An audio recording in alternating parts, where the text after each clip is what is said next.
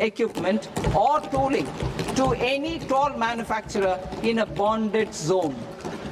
To encourage vast pool of global talent to work in India for a longer period of time, I propose to provide exemption to global, non-India sourced income of a non-resident expert for a stay period of 5 years under notified schemes.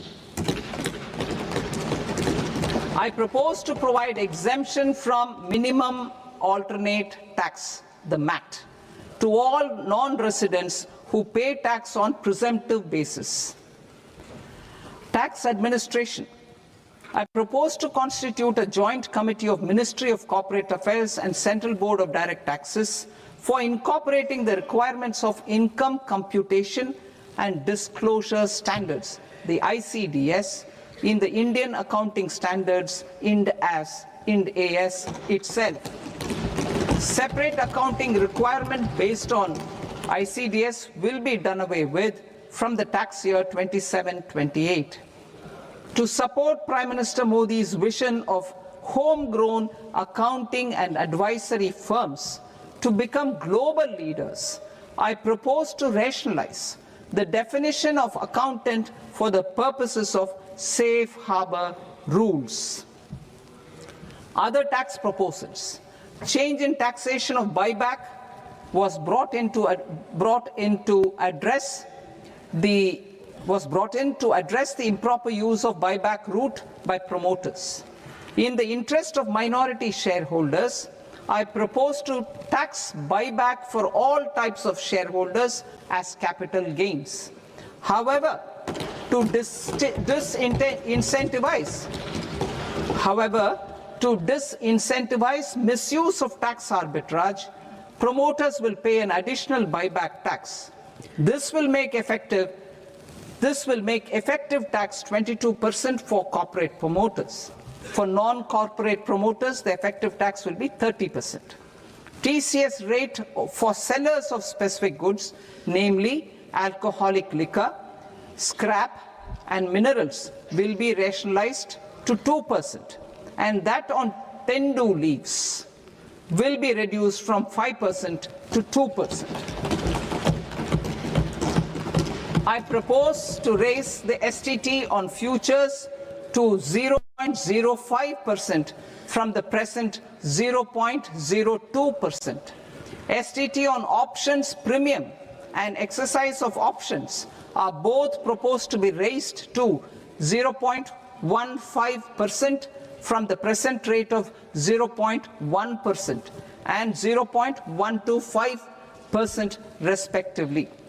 We reformed the taxation landscape for corporates in 2019 by providing them a simplified regime with lower tax rate so that they could productively focus on business rather than on claim of deductions and exemptions.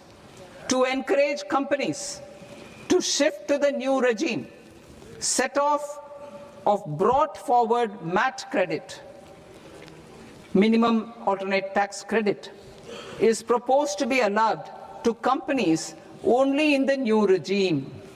Set off using available MAT credit is proposed to be allowed to an extent of 1/4 of the tax liability in the new regime. MAT is proposed to be made final tax, so there will be no further credit accumulation from 1st April 2026.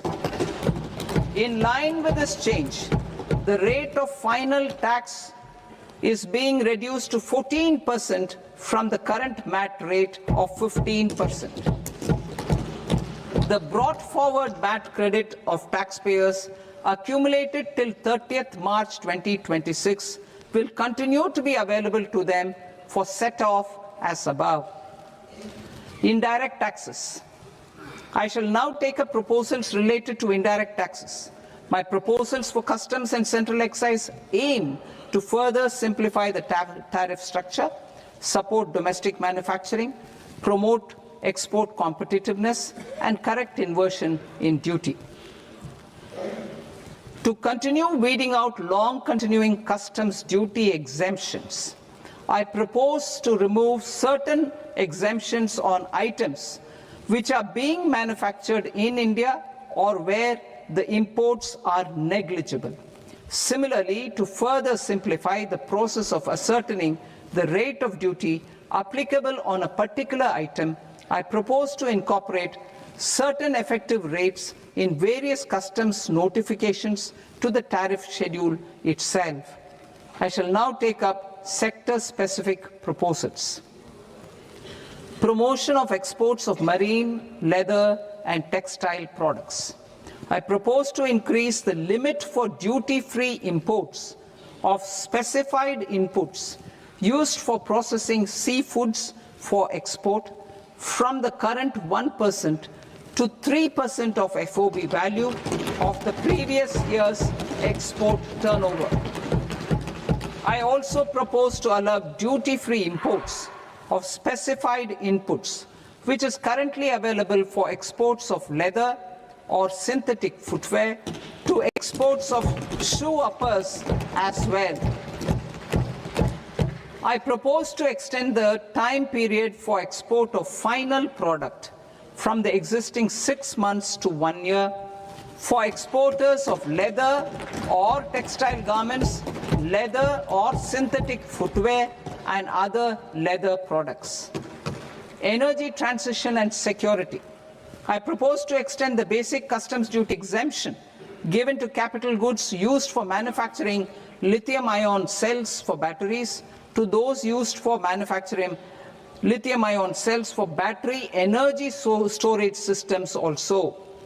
I propose to exempt basic customs duty on import of sodium antimonate for use in manufacture of solar glass.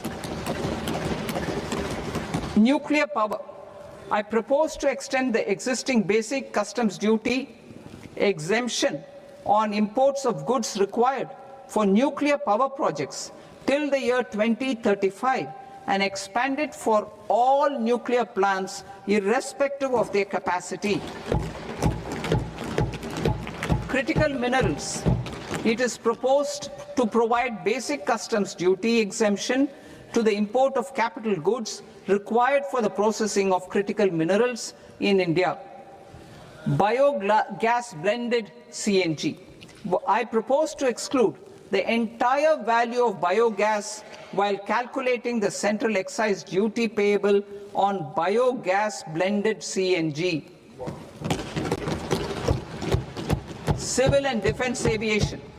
I propose to exempt basic customs duty on components and parts required for the manufacture of civilian training and other aircrafts. It is proposed to exempt basic customs duty on raw materials imported for the manufacture of parts of aircraft to be used in maintenance, repair, or overall requirements by units in the defense sector. Electronics. To deepen value addition in the consumer electronics sector, I propose to exempt basic customs duty on specified parts used in the manufacture of microwave ovens. Special economic zone. To address the concerns arising about utilization of capacity by manufacturing units in the special economic zones due to global trade disruptions, I propose as a special one-time measure to facilitate sales by eligible manufacturing units in SEZs to the domestic tariff area at concessional rates of duty. The quantity of such sales will be limited to a prescribed proportion of their exports. Necessary regulatory changes will be undertaken to operationalize the measures while ensuring level playing field for the units working in the DTA. Ease of living. To rationalize the customs duty structure for goods imported for personal use, I propose to reduce the tariff rate on all dutiable goods imported for personal use from 20% to 10%. To provide relief to patients, particularly those suffering from cancer, I propose to exempt basic customs duty on 17 drugs or medicines. I propose also to add 7 more rare diseases for the purposes of exempting import duties on personal imports of drugs, medicines, and food for special medical purposes used in their treatment. Customs process. India's role and share in the global trade is poised for a major leap in line with our ambition and journey towards Vikasit Bharat. In this regard, I propose many measures for custom processes to have minimal intervention for smoother and faster movement of goods and greater certainty to the trade. Trust-based systems. I propose to enhance duty deferral period for Tier 2 and Tier 3 authorized economic operators, known as AEOs, from 15 days to 30 days. I propose to provide eligible manufacturer importers the same duty deferral facility. This should encourage them to get themselves accredited as a full-fledged Tier 3 AEO in due course. To provide greater certainty and for better business planning, I propose to extend validity period of advance ruling binding on customs from the present 3 years to 5 years. In the spirit of the whole of government approach,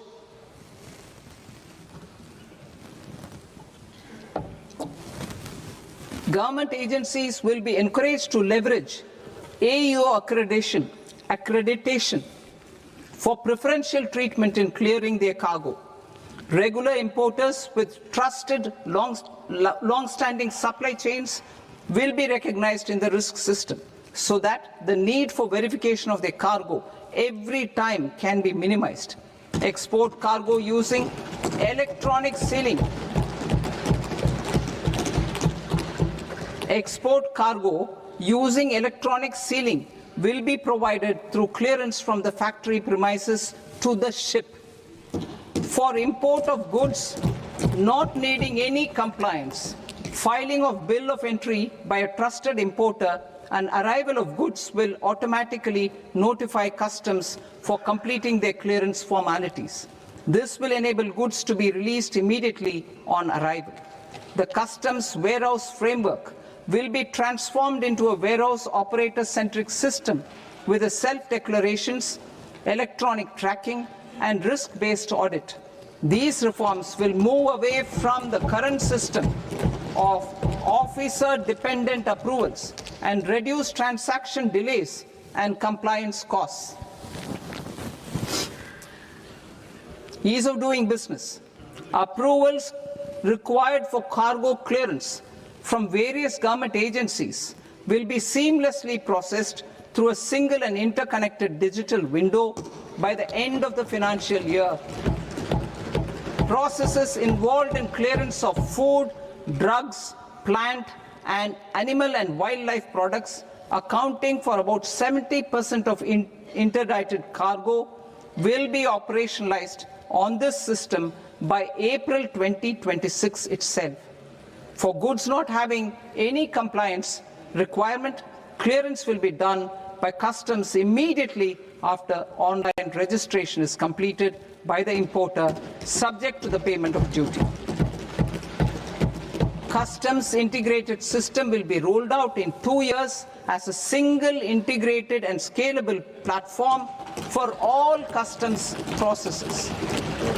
Utilization of non-intrusive scanning with advanced imaging and AI technology for risk assessment will be expanded in a phased manner with the objective to scan every container across all the major ports.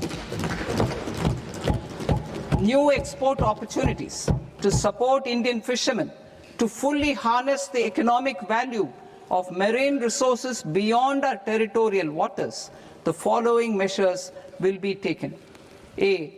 Fish catch by an Indian fishing vessel in exclusive economic zone or on the high seas will be made free of duty. landing of such fish on foreign port will be treated as export of goods. Safeguards will be put in place to prevent misuse during fish catch, transit, or transshipment.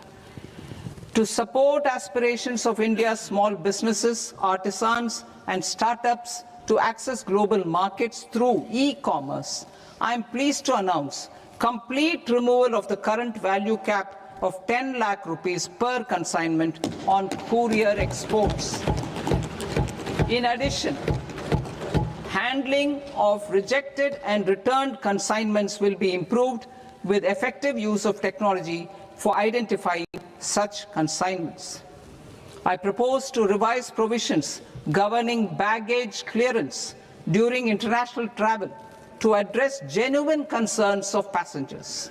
The revised rules will enhance duty-free allowances in line with the present-day travel realities and provide clarity in temporary carriage of goods brought in or taken out. There are honest taxpayers who are willing to settle disputes by paying all their dues, but they get deterred due to negative connotation associated with penalty. They will now be able to close cases by paying an additional amount in lieu of penalty. Honorable Speaker, sir, with this, I commend the budget to this august House. Jai Hind.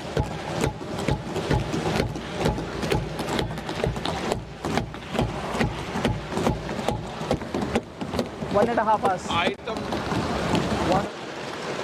Item number 3 माननीय वित्त मंत्री जी।